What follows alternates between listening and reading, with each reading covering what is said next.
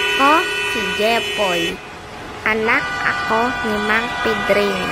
Isa siyang magsasaka. Sa bukid kami naninirahan.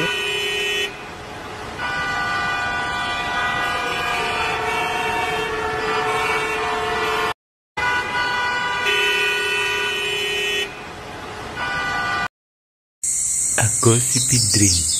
Maghapon akong nagtatrabaho sa bukid.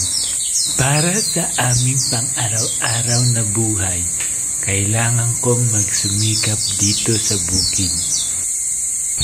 May mga alaga rin kaming hayupan dito sa kabukiran.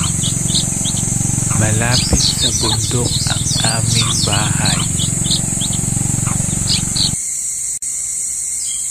Pero lagi namang maaliwalas ang panahon dito sa amin. Maganda ang sikat ng araw. Maaliwalas ang aming pamumuhay.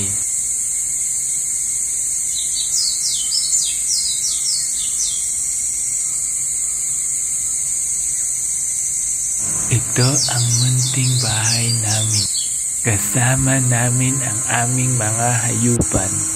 Dito din sila tumitigil sa tuwing hahapon na.